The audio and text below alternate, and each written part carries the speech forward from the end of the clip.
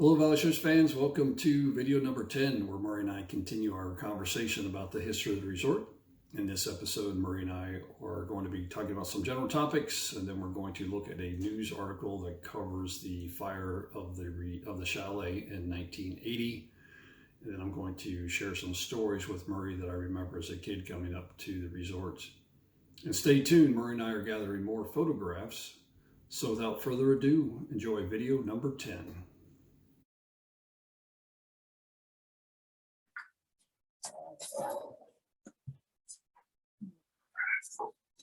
Here we are.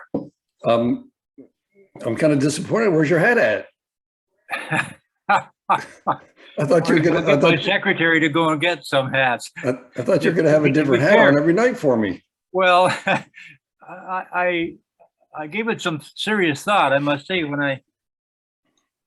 actually the black Stetson and the pink Stetson left yesterday. They went to the dump, so they are no longer mine. Well, I'm glad we got them on camera, so they'll always be. We'll always to mention to you, in thinking about what went on at Valley Schuss, one thing that we have not talked about, and it's not earth-shaking. However, the parking lot for the first few years was really problematic because it was just a field, and in the spring when the ground started to thaw, we would be pulling cars out by the dozen to get them out of the mud. And I have vivid memories of watching, this is after the end of the ski season, Gordon Lennox, who worked there, driving his pickup truck as fast as he possibly could across the parking lot through about 6 inches of mud and swerving it back and forth one way or another and having a great time, but it was terrible. Anyway, the short and the long of that is about the time that the T-bar got installed in the snowmaking, about that time, I don't know exactly which year. I think it was the same year.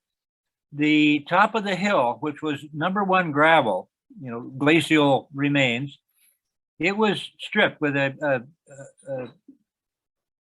wheeled excavator that had a loader on the front, a self-loading, what they call scraper, we call them. Anyway, this was 1970, because I was up at Mount Madawaska, and I'd come home on weekends and see all these changes. So they took that machine up and down the hill, up and down, I don't know how many times, take gravel from the top down to the parking lot. After having kind of graded the parking lot so it was closer to level, I don't know what they spent on it, but it's quite a lot of money. And the top of the hill, over near the 5th line, between the 5th line and the top of the ski hill, was always very steep, just like Murray's Run. This cut that down so we could use that as kind of a beginner to intermediate slope. So it served several purposes. It graveled the parking lot and allowed early, beginner skiers to get down that side of the hill easily, down the top. Because before that, it was really steep and people were scared to go down. You're so you're talking about if you would get off the lift, you would turn left. Yeah. And basically that lift that ran right down parallel to the 5th line. That's what you're referencing. Yeah, it's right where the owner's house is, really. Yeah. So that was actually steeper at the beginning before you took the gravel out. Is that what you were saying? Yeah, it was just as steep as Murray's Run was. Oh, wow. At the top. Gotcha. It was an old river channel from the glacial meltwater. So it was really right there on the surface, all that gravel, you could just go in there and take it out. That's interesting. Well, the whole area at that time and since, that layer of gravel was a glacial phenomenon. It's been mined in that township since day one. As long as people could get permission to take the gravel out, they would. It's a lot of money went into Toronto in the form of gravel from up on top of the escarpment. So ours was the same, but it was too small an area to have been earmarked by some gravel company because you had to have a good road to get away from there. So it escaped the gravel extraction process and served us by making a parking lot. That's interesting because I over all these years, when you look at the property, everything else is subject to father time, to where there's trees have grown up, and it gets harder and harder to tell where things were. But I'm assuming because of all that gravel that was placed down there in what was called the parking lot, that has really remained more of a field. It never Yeah. really grew any trees, and I don't know if anybody, actually mows it, or if it was because of the gravel that it prevented the trees, and it was just kind of like the natural prairie grass or wetland grass that, Well, it was proximity to the forest that drove the planting of trees. You had to be close enough for the seeds to blow off the trees into the fields, yeah. right? So I'm not too surprised that the parking lot does not have a forest on it. However, someone may have been mowing it. I don't know. The owner may do that. I really don't know. Yeah, that's it's a good question. I know we could. I know I can figure the answer out to that question. You and I have spoke about that before, so that is something interesting, because all those years that have transpired, as far as the driveway going into what used to be the resort, that really has been pretty much unchanged. It's like I said, Yeah. there's no trees, and so Yeah, it's kind of I curious. don't know. Well, when we walk over it, I might have things to say about it that I wouldn't say now. It's been a long time since I was near the place. But my interest, and I've alluded to this a few times, really from the beginning was so geographical. What does the landscape tell me? Where are the wet spots, and where are they, where are the clay spots, and where's the gravel, and how are they changing, and the washouts and whatnot. I'm quite fascinated by what I call geomorphology or glacial geography. Sure. All right. So good evening, everybody. I'm Harold Carefoot. I'm joined tonight with Murray Edwards. And Murray, good evening. How are you doing this evening? Very well, thank you. All right. So tonight we're going to talk about, unfortunately, the end of what we know as the ski resort Valley Schuss, as it's annotated here in the article. Murray, I'm not sure if you've ever seen this. Like I said, Marvin Bookman sent this to my brother. So this was from the Hurontorian. Is that how you pronounce that? Hurontario. Well, Hurontario was whatever. Oh, Hurontario. That was Tarian. Yeah. Do you remember that paper? Well, no, I don't know if it was published in Orangeville or not, but I witnessed that fire, by the way. Yeah. So anyway, looking at this article, so it's Wednesday, November 5th, 1980. So I think it happened a few days before this, if I was reading through the article. But we'll probably. What happened a few days before? The actual fire. So when it actually made it.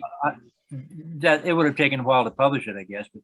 Yeah, so it looks like this was published on the Wednesday, November 5th, and I'm thinking it happened on that weekend or whatever. But have you ever seen this before, this article?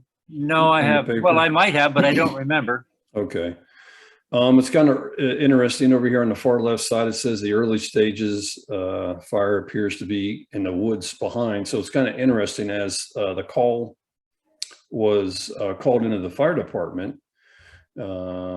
What I'm assuming from reading this article and doing a little research, as they approached the chalet, you can see where a lot of smoke was in the back here. And that's kind of where they thought maybe the fire was actually behind the chalet and not actually the chalet itself.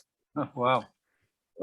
And there again, I'm just kind of taking from what I'm reading here on the article. Then it says, from another view, the tragedy is evident. And it looks like by that time, when they finally got up there and were able to assess what was going on, they realized the chalet was actually on fire.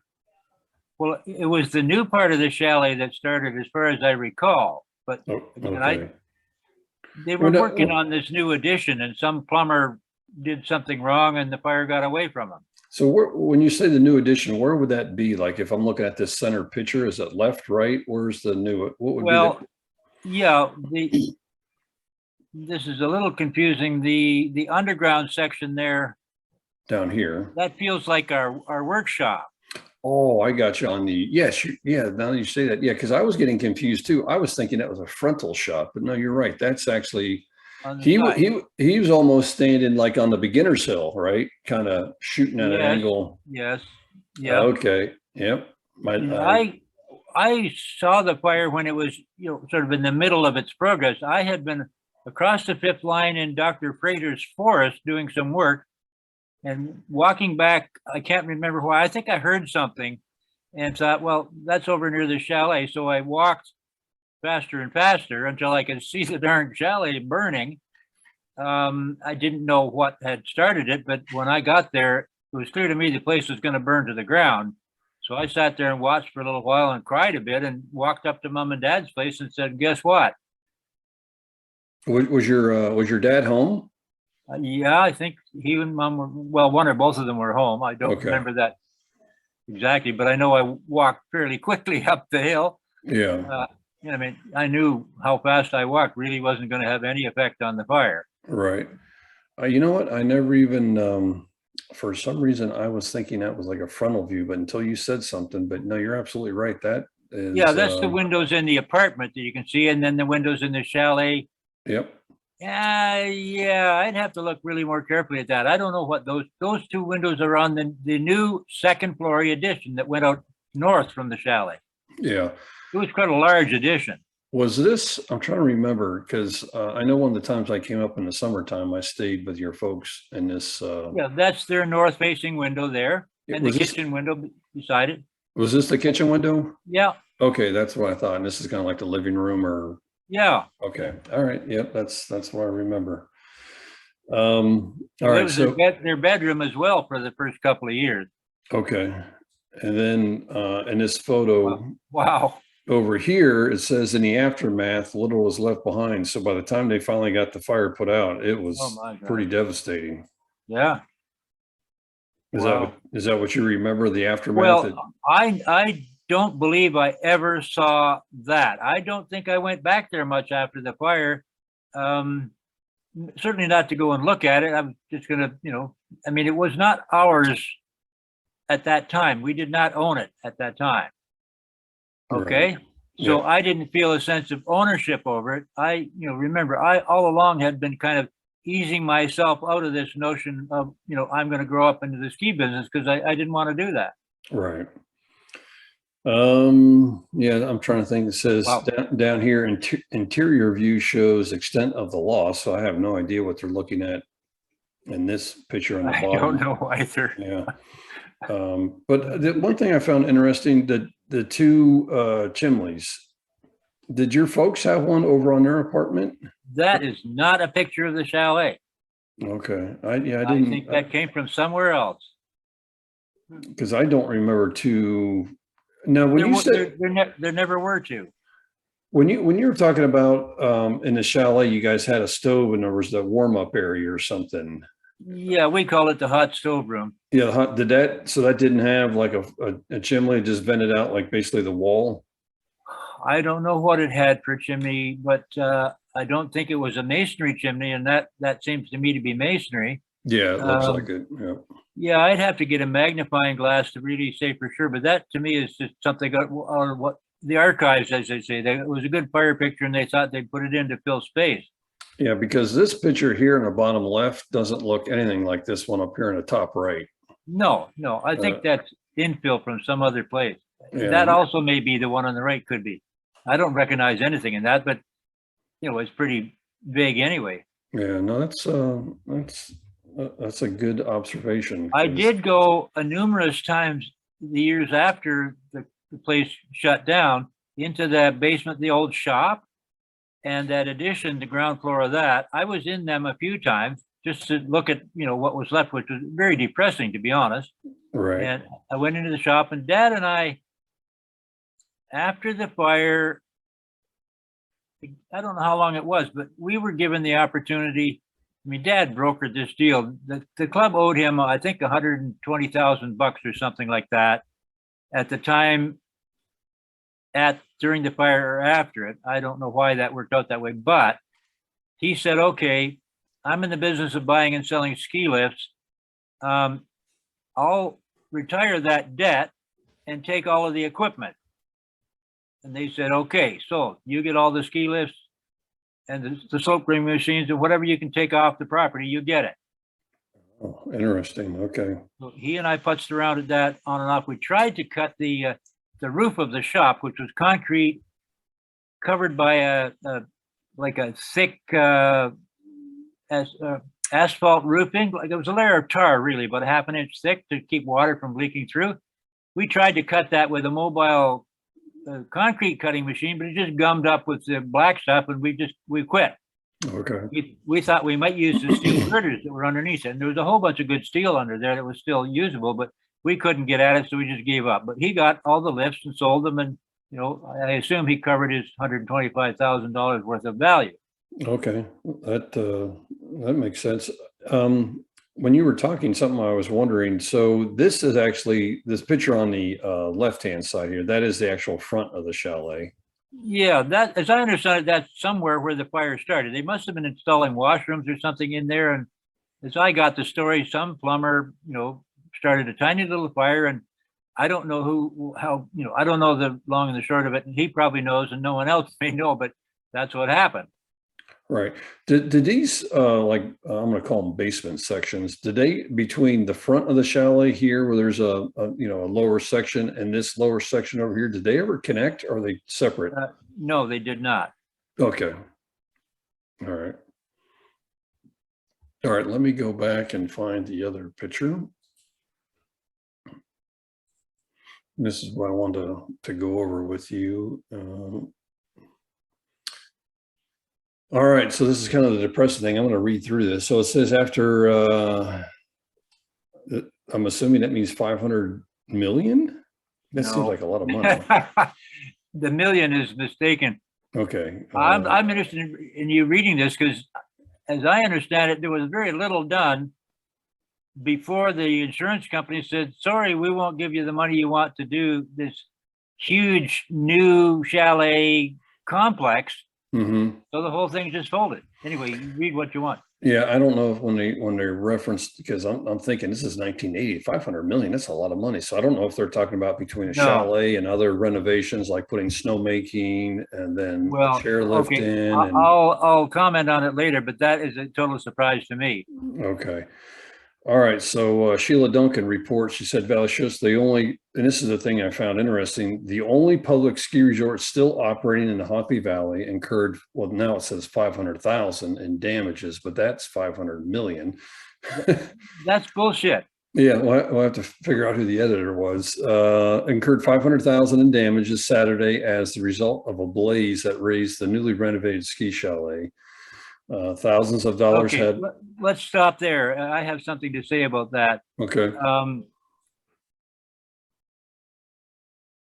mean, I was somewhat at a distance through this whole thing, so maybe I have biases that I've never even acknowledged, but you can probably read between the lines here. I kind of rankled at the idea of this place becoming a private ski club.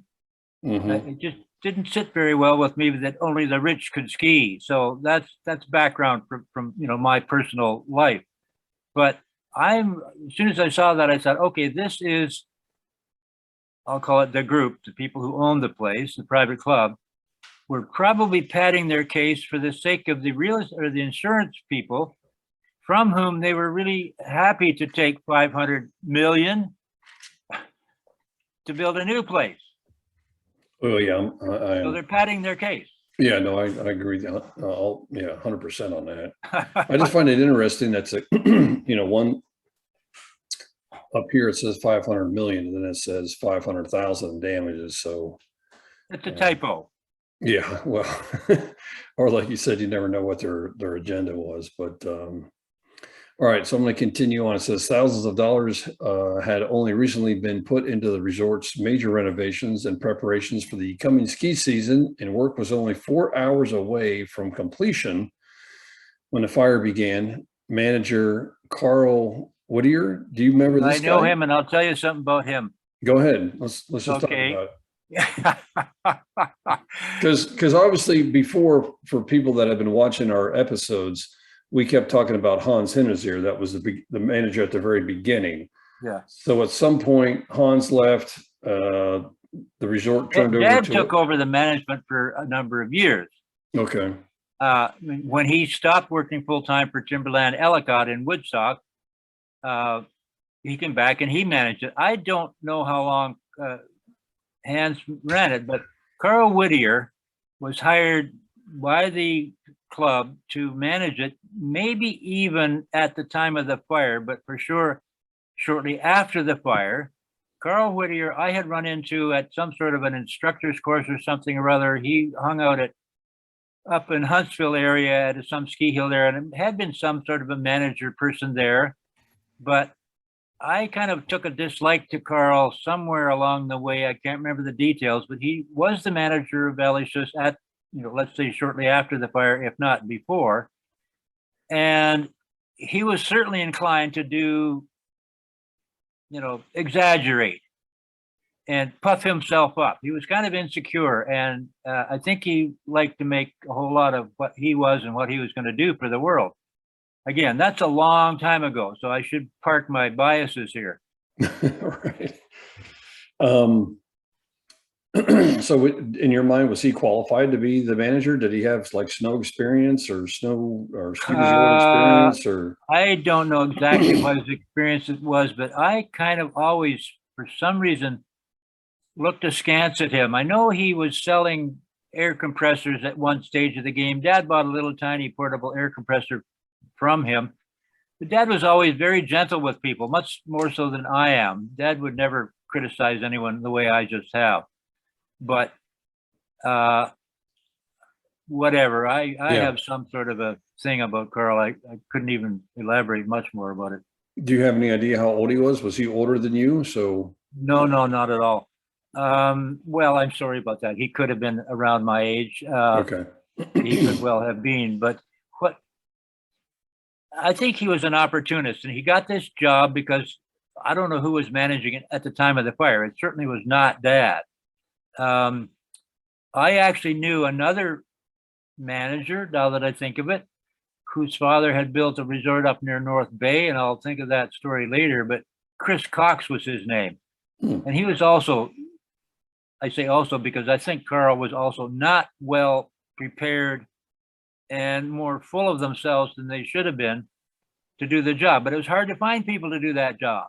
No, yeah, I can imagine, because I know, when something I didn't realize until you told me on previous episodes. I mean, that was a part-time job for somebody. So they had to have a full-time job to support their family. And then the resort was something they came in and did on the weekend. And so, it's very hard places to run. Right. All right, well, I'm going to continue on here. So it said the fire call came in at shortly before 10 a.m. Saturday. Orangeville Fire Chief Bill Noble. Did you ever know this guy, Bill Noble? I knew who he was. I don't know that I ever met him. Okay. Says in the department responded with a pumper, a water tanker, and the auxiliary van. Is it Caledon? Is that how you pronounce that? Caledon, yeah. Both of those fire departments were quite a distance away, and they were ill-equipped to handle a fire of that size. Well, I could imagine back then. I mean, I did see them trying to fight it, but I wasn't going to sit there and cry for hours. I was going to go and talk to Mom and Dad and cry with them. Do you know, I'm just trying to think that, so this was 1980. Were there fire hydrants out on the Hockey Valley Road? No. Would you have to basically get back into Orangeville before you ran into a fire hydrant? Well, they may have taken water from the river, which was fairly close. If they could just park on the bridge and pump water from the river, it was quite close. Yeah, no, I mean, but they probably had two tanker trucks, and this is a fire that you were not going to put out. You were just going to do the best you could to look as though you were trying to put it out. Yeah. It was well on its way before a fire truck got there, as far as I can tell. Yeah, I can definitely understand the challenges they face being, that being that remote. Well, I say that remote, but it's like a rural fire department. It might even have been a volunteer fire department, as far as I know. Yeah.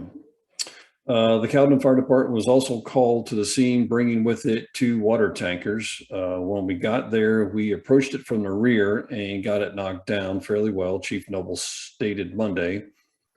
But we ran out of water, and obviously it's a big problem for those, because of but we ran out of water and then it took off. So I'm assuming they were knocking it down, ran out of water, and then the thing just, from what he was saying. I don't even know how they managed to knock it down, but I ran away. I really didn't want to watch it. I kind of wish I had, but I didn't. Yeah. It says the large 2-story chalet was steel structured one, according to Chief Noble, and the ceiling insulation was layered with aluminum foil material and then held up with what appeared to be burlap material. Does that sound familiar?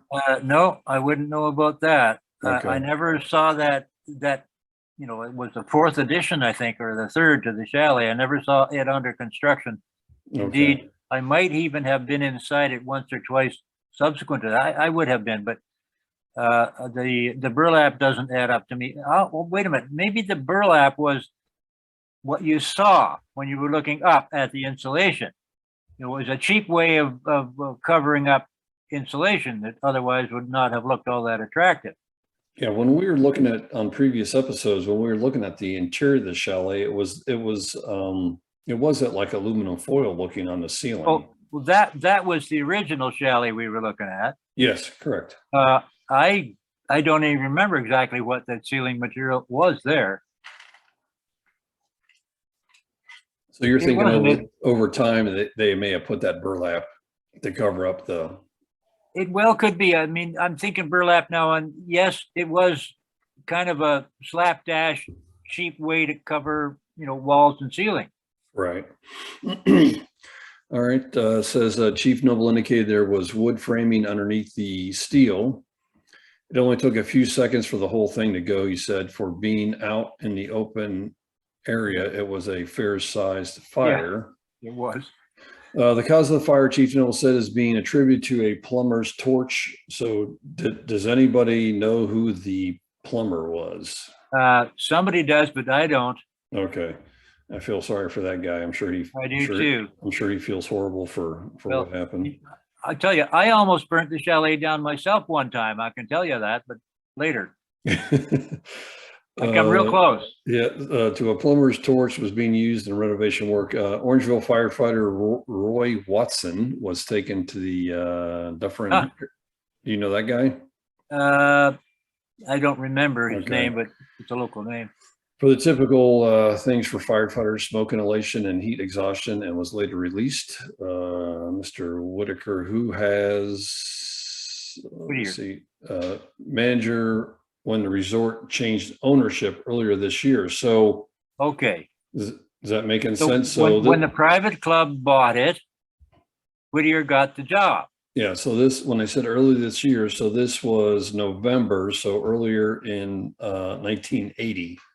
Okay. Is that pretty much, I mean, would you say, is that pretty much when it went to, I'm trying to think how you put it, the Toronto Ski Club, or it went from a ski resort owned by our fathers to the ski club thing, or did that happen before? No, the Toronto Ski Club had privileges there for which they paid some money for a few years before the fire.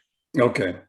So they were looking around for deals where they could, you know, satisfy their membership, which was huge in Toronto. Okay. But not everybody wanted to go to Blue Mountain, which is where their big deal was. So, so when they're saying changed ownership, so what is the significance of that when I say ownership? Was that literally the point where it literally was sold, or I should say the end of the ownership with our two fathers and somebody else owned it? Okay, I was never part of the financial considerations particularly. I did know some things, but it was a gradual process, maybe even over 2 or 3 years of, you know, Harold and Lloyd realizing that they were going to have to do something or just go bankrupt.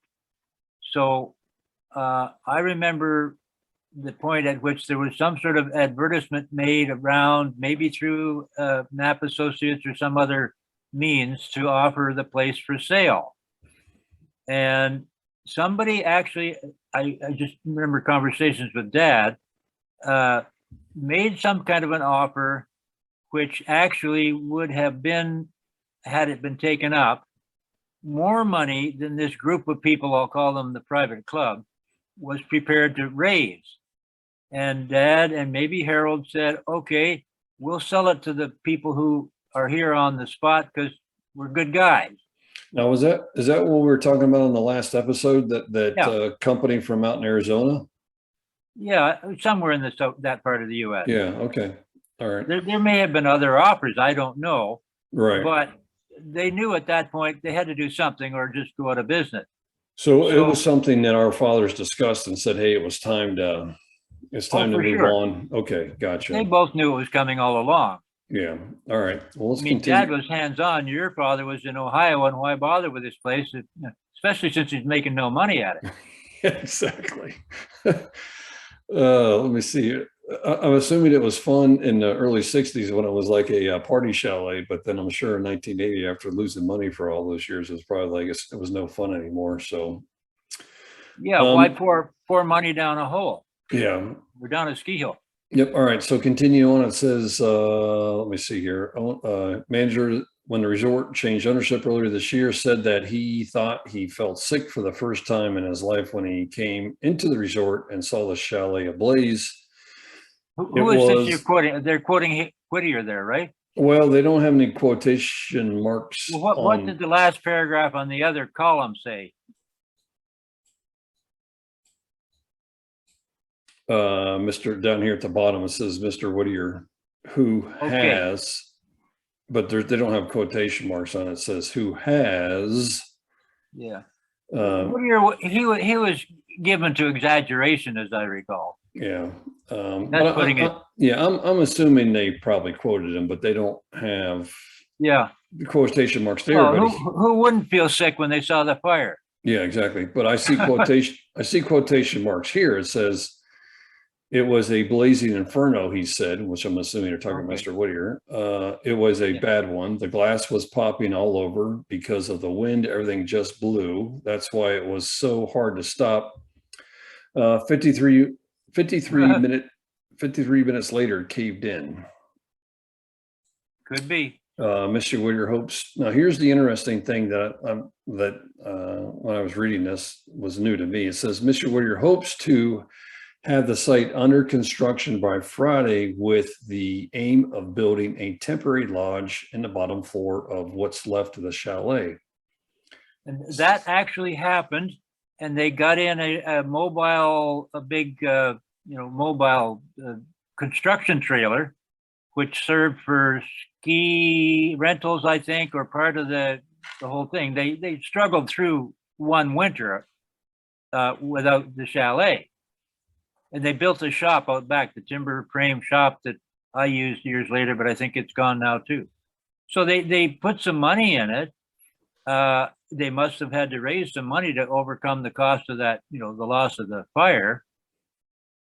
So they after the fire, they actually had it. Or so this is 1980. So after this Ran through happened, that winter. they did go through that winter. Yeah, yeah. Oh, okay. I did. Okay, I didn't understand. I kind of got the impression that was it. No. Okay, let me see. It says, dependent on the weather, Mr. Whittier plans to have the operation open for the ski season as early as What was the date of the fire? The month? November. I don't want to misquote it. It's right Well, here. okay, but it was late in the year. I mean, I didn't even remember what time of the year it was.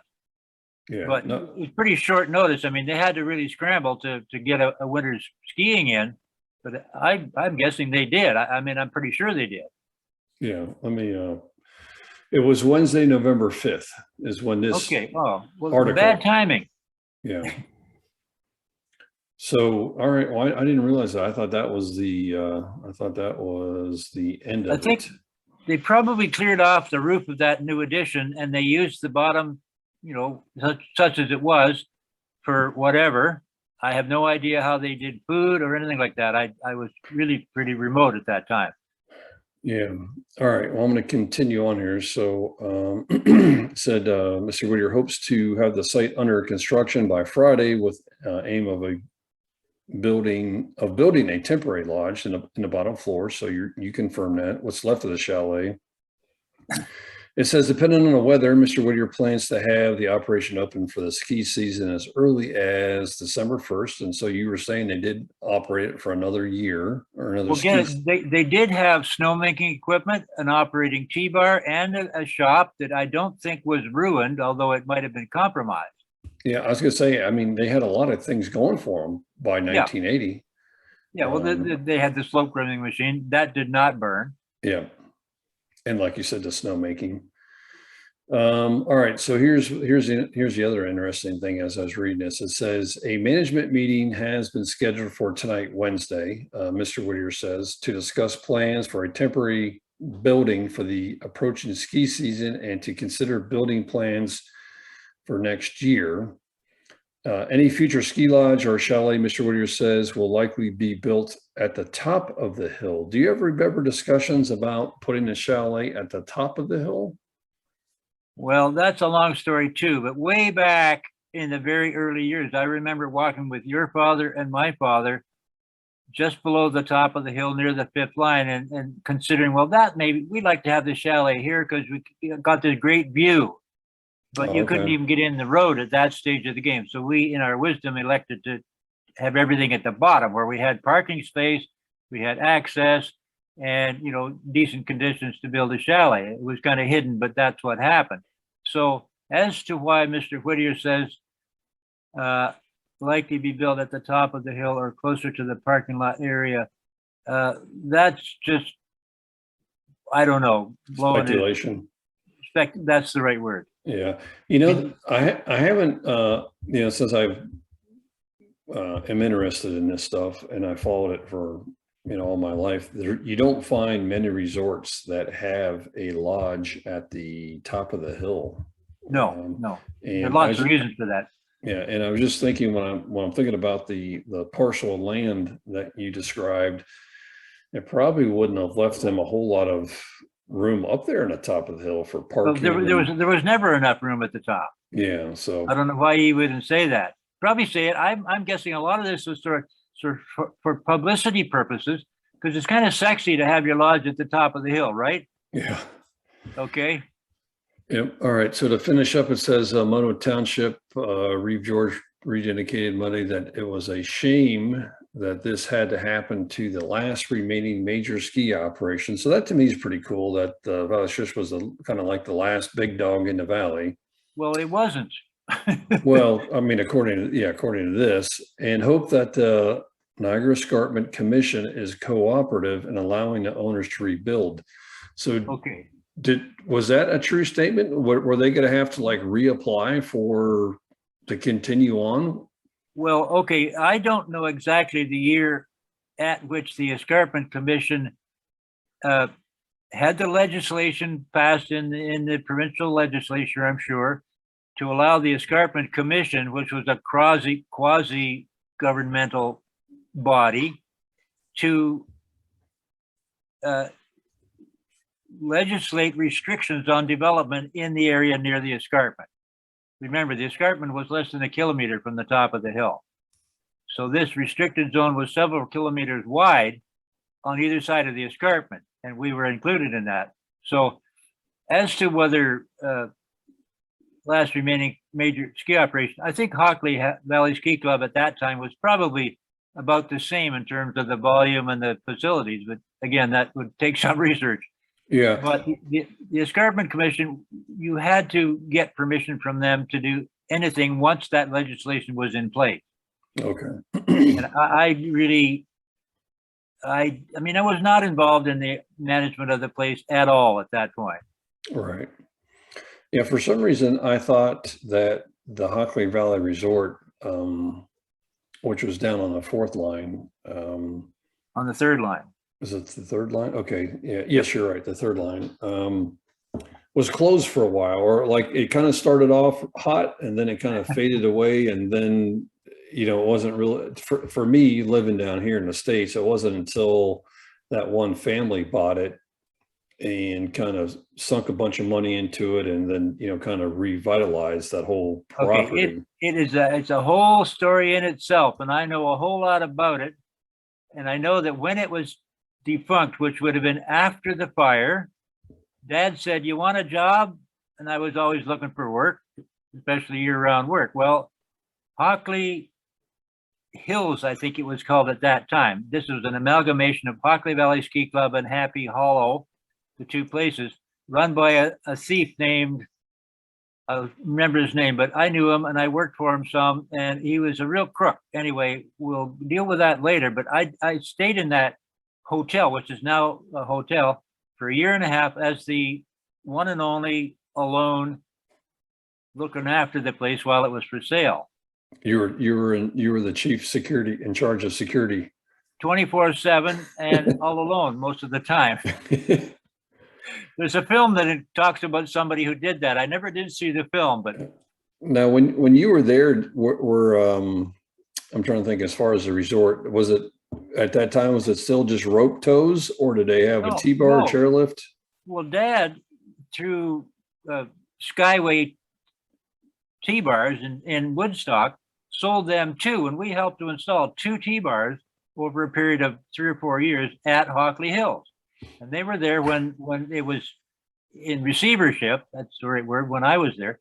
So those things would have been up in 1980, and that place, if it hadn't gone bankrupt yet, and again, I'd have to do a lot of research to know the exact timing here, but it was certainly as big an operation as Valley Schuss was. But and again, I mean,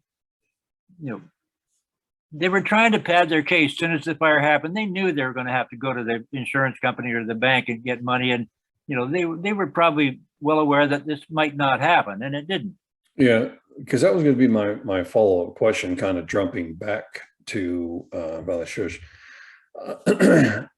So is it a true statement to say that so the fire happened in November of 1980, they operated it for another season, the 80-81 season, and then that was it? The resort was done? For the first time, well, maybe not for the first time, I wonder if this is an insurance fire. Yeah. No, I get what you're saying, because that was going to be my next follow-up question, and I know you weren't privy to all this, but I'm assuming there was a he said, she said. So, whoever the new ownership was, and then obviously the insurance company. To me, it seemed like the he said, she said. It seemed like the insurance company called BS on it and said no, and didn't give them the money, or gave them enough money to where they said that's enough for me, and they put it in their pocket and they left. And yeah, and they made a deal with that. I never said this to you, but somewhere along the line, as the thing was going out of Harold and Dad's hands, Dad got ripped off really badly by one of the guys who was kind of the financial manager of this group that were owning it. I never saw him in my life so angry as when he realized that guy had just stolen about $20,000 from him. Yeah, I can understand that, especially back then. That's a lot of money. Yeah. He was angry, and was not one to get angry. Well, yeah, I mean, your dad was an awesome guy, but I mean, having somebody stealing 20 grand from you, which is probably, who knows how much today, that would not something you would be happy about. It was totally shabby. The guy was a sleazebag, and knowingly ripped that off. Yeah. Well, that is the I want to try to end on a happy note. So that's the article, and like I said, thanks to Marvin Bookman, he had this article and he sent it to my brother. So I thought that was pretty awesome, because I wasn't privy to these details, and I really didn't know much about it. I was still in high school. Either. Thank you, Marvin. Yeah, high school when all this happened. So to me, it was a good learning lesson of what happened here. So I'm going to stop that. Okay. And then you and I are back. But some things I was thinking about the last time that you and I talked, that I thought was kind of funny, that I was wondering if you remember. I have time, by the way. I don't mind talking for till you're tired of me. Okay. Well, the first thing is, and this won't really mean much to you, but I just think it's an interesting story, kind of get a lead up to my next story. But so obviously, I was born in 1962. In the early 70s, I think you probably remember, because I'm sure it affected Canada just as well. But the oil embargo, to where there was, shortages of oil, shortage of gasoline, that I think this was probably during the Carter administration, and it was hard to get gasoline. And we had this big, and the reason I remember this is because we had this big trip planned to come up to see all my relatives in Brantford. And then part of the plan was then obviously to go up to Orangeville and hang out at the ski resort. And literally once the oil embargo, when all this stuff started coming down, there was shortages at the gas stations, and there was big gas lines, and some of the gas stations didn't have any gas at all. And then that whole trip that we had planned to come up was canceled. And I just remember, as a little boy, I was just so disappointed because I was so much looking forward to coming up. And, because I think I was starting to get to the age to, the older I got. So I'm thinking I don't remember the actual year of the oil embargo. So I was either 10, 12 years old. Yeah. But I just remember that would have been a disappointment. Yeah. I I'm just not remember surprised. I was just so disappointed that my dad looked at me. He's like, yeah, we're not going to take a chance because we don't know, we drive halfway there and we get to a gas station and the gas station's closed. They don't have any gas. You're sleeping in the car. Yeah.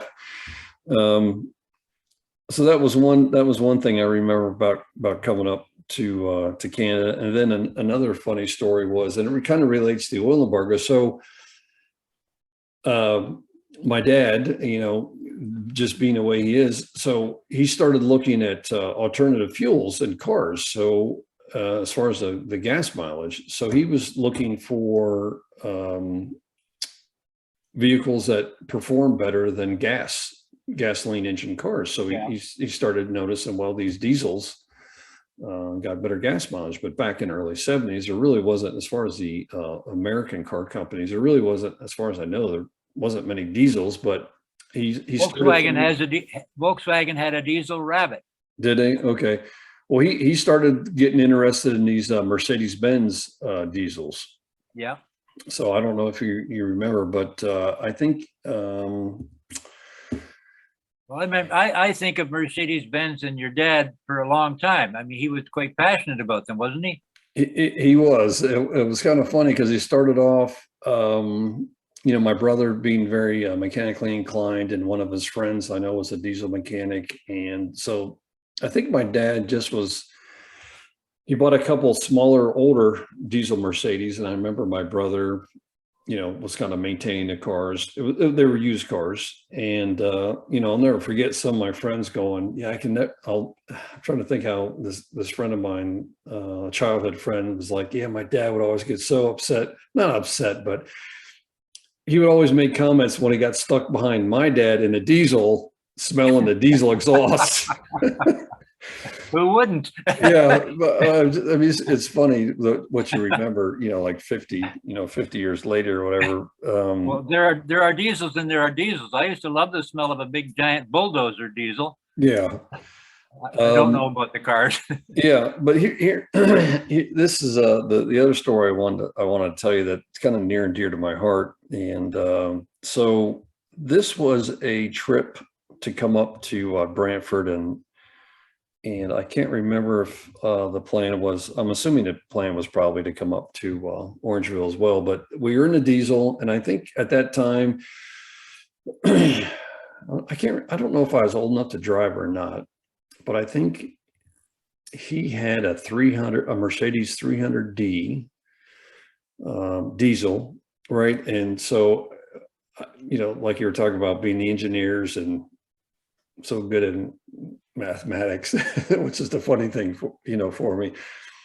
I just remember him so obviously my mom's up front and I'm in the back, and he's cranking out all these numbers about the gas mileage and how far we should go, and the tank holds this many gallons. And You're reading a comic. Yeah. And I think my mom was probably there looking at the gas gauge and going, okay, yeah, that's fantastic what you're saying. The typical, women are always like, hey, don't you think we should ask for directions? And the husband's like, no, I got to keep going. And I think my mom was like, don't you think we need to stop and get gas or diesel fuel? And I think my dad was like, no, we're good. So anyway, we run out of gas. Oh, and that's bad news for the diesel. Yeah. And I think we were on, I shouldn't even say, because I don't even know. So we ran out of gas, and we were on the highway. So I'm assuming maybe the 401 or something. But I'll never forget, because like I said, I don't remember how old I was. I might have been 14, 15. I don't remember driving, because I think my dad would have let me drive if I was 16. So I'm going to say probably like 14 or 15 years old. And I was a strong kid. I was very athletic. So we run out of gas. We And you pull push over. the car. Well, no, well, we pull over to the side. Obviously pull off to the side of the road, and we were really close to an overpass.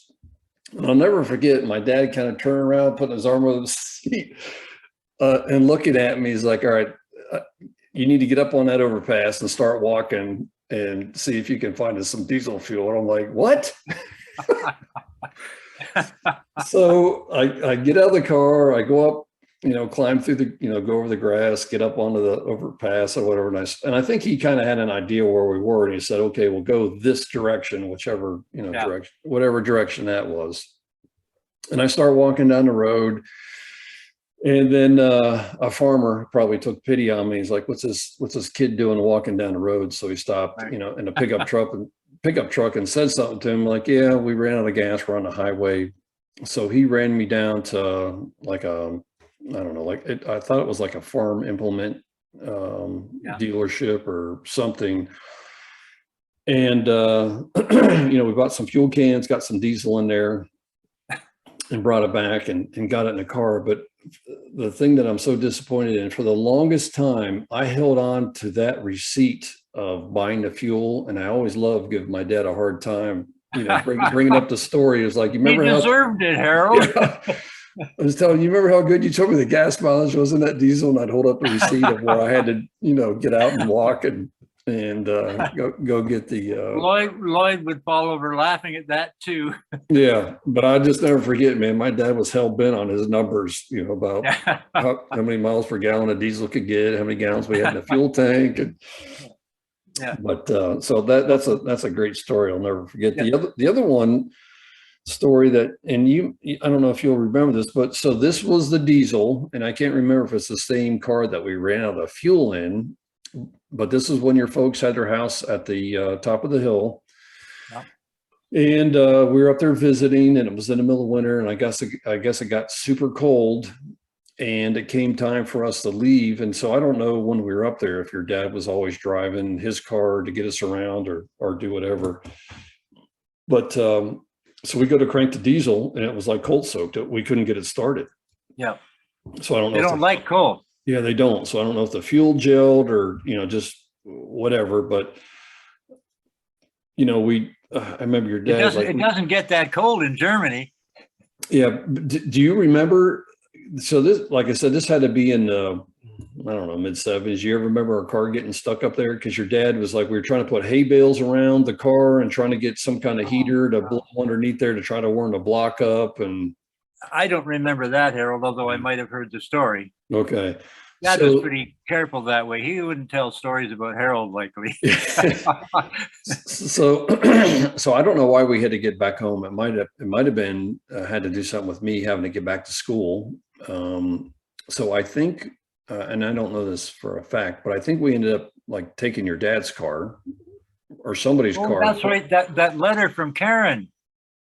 Don't have it yet. Oh, did I mention that in that letter?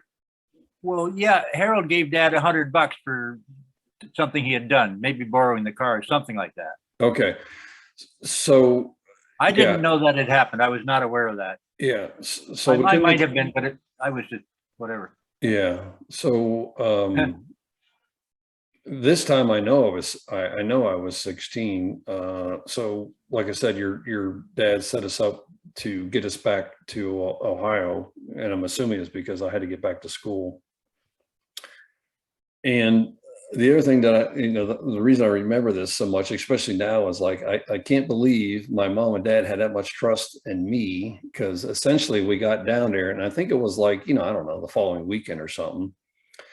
And the same friend of mine that his dad used to make fun of smelling his diesel exhaust, I'm like, his name was Terry. I'm like, Terry, you want to go with me? Take this car, like this car back up to Orangeville, and because I think, you know, obviously my dad left the keys to the car, and over time your dad was able to get the, you know, the thing unthawed to where it would start. So they said, yeah, the car's Okay. running. So me and my other buddy, who was my same age, so it was like two 16-year-olds, you know, and like I said, I don't know, maybe 1978. On alert. Yeah, I mean, I just, you know, I can't, like I said, I mean, I've always been good with directions, but I just can't believe my parents would be like, yeah, all right, here's the keys, you know, go to Orangeville, So, pick, pick up our car and bring it back home. So me and my buddy hopped so in the car. you drove Dad's car back to Orangeville. I did. Yeah. Yeah. And because as soon as your dad said, yeah, I got the, you know, I got the Mercedes, you know, thawed out and it's running, my parents were like, hey, you want to go back up there and get it? I'm like, yeah, sure. So do you remember what that car was? Do you remember the car type and the year? Of your dad's car? Yeah. Um, He mostly had sort of Chev or inexpensive cars, but one year he had a Buick. He leased them for a year or two at a time. yeah, Anyway, it doesn't really matter. yeah, no, I do. I do remember your dad telling me he always leased the cars, and I don't know, but it was like the typical kind of like Elcano box, you know, like Chevy or like you said, Buick Yeah. car. But The Buick was a little nicer, and it had a standard transmission. Mostly we had automatic, but the diesel or the Buick had standard. He only had it for a year. It was kind of a deal he got from the leaser. okay. As far as I was remember, white. I think it was an automatic that Yeah, we, okay. that we drove He only back had home. that for 1 year. Yeah. So did you have fun on that trip with your friend? Well, it was, you know, it was just so, it was in the wintertime, obviously. And, you know, it's like, I remember I was nervous going across the border. Cause I'm thinking, oh, great. You know, you got two teenage kids going across the border. I'm sure like, you know, like what are these guys up to? With a stolen car. Yeah, well, just who knows what, because at that time I was still a Canadian citizen. My buddy was an Oh. American citizen. So it was kind of like, you know, me going into Canada, they kind of looked at me a little funny. And then obviously turning around and coming back the other way, it was like, well, I'm, you know, or no, I got that wrong. So going into Canada, they were looking at my buddy like he's an American. You know, I'm a Canadian. It's okay. Then we turn around and come back home. It was just the opposite. But I guess for me, I just, like I said, I have always had this really knack for my sense of direction. And, you know, as I look back on it, I think, man, that's pretty cool as a 16-year-old kid. You know, my parents either wrote something down or just like, you remember how to get there? And I'm like, yeah, I remember how to get there. Did you have a road map? Well, I'm sure I did, but Okay. you know, today with GPS, you know, kids just type something in the GPS and they don't have any idea where the hell they're going. They just follow blindly with what the you know, what the GPS says, and wherever it ends up, they're like, am I here?